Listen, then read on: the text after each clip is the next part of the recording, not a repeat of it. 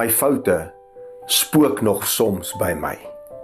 Dis gister se wonde wat my dikwels vashou. En baie van ons mense leef so, vasgevang in die verlede. Dalk is dit foute wat jy gemaak het in die verlede, verkeerde keuses. Dalk het jy trauma beleef. Dalk was jy slagoffer van iets wat met jou gebeur het. Maar die gevaar is dat ons die verlede toelaat om ons toekoms te beheer. Vir party mense is dit selfs 'n verskoning vir hulle gedrag vandag. Maar daar's 'n ou gesegde wat lui: as jy nie uit die verlede kan leer nie, loop jy dieselfde paadjie oor en oor. Maar luister 'n bietjie na Kolossense 3. Julle het met die ou sondige mens en sy gewoontes gebreek en julle leef nou die lewe van die nuwe mens.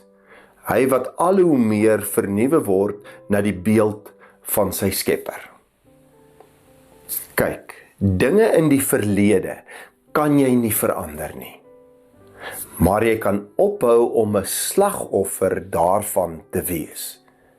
Erken dit wat in die verlede gebeur het, leer daaruit en breek die verlede se houvas wat hy op die hier en nou en ook op jou toekoms het. Want ons verlossing lê dalk ook in die verlede, by 'n kruishout. Maar is 'n verlede wat ons nie gevange hou nie, maar juis ons vry maak. Mag jy vandag besef dat jou verlede dalk 'n impak op jou gehad het, maar dit bepaal nie jou toekoms nie. Christus doen dit. Moenie verwond bly deur jou verlede nie, maar word verlig deur Jesus Christus, die Here van die toekoms. Kom ons bid saam.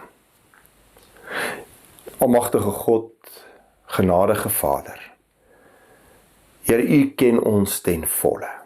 U weet van al die foute wat ons in die verlede gemaak het, al die verkeerde keuses, al die dinge wat ons met ons gebeur het wat sleg is, wat ons dikwels vashou, gevange hou ook hier in die hede. Maar Here, daarom bid ons tot U, dat U ons sal lei deur U Heilige Gees, dat ons die bande en die ketting sal breek van dit wat ons vashou in die verlede, omdat ons weet dat U ons vrygemaak het reeds in die verlede, en dat ons saam as 'n nuwe mens, saam met U kan lewe na U toekoms. Help ons om dit wat in die verlede gebeur het te erken, maar dat ons dit ook sal loslaat, daardie bagasie sal los, sodat ons as 'n nuwe vry mens kan lewe in die hier en nou en ook in die toekoms. Ons bid dit in die naam van Jesus Christus, hy wat was, is en ook daar sal wees in die toekoms. Amen.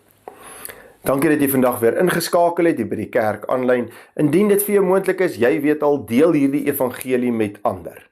Dalk is daar net iemand wat dalk bietjie 'n anker in sy verlede het wat hom vashou en nodig het om daardie bande en kettinge te breek, om weer as 'n vry mens, 'n gelowige, 'n navolger van Jesus Christus te kan lewe in die hier en ook in die toekoms.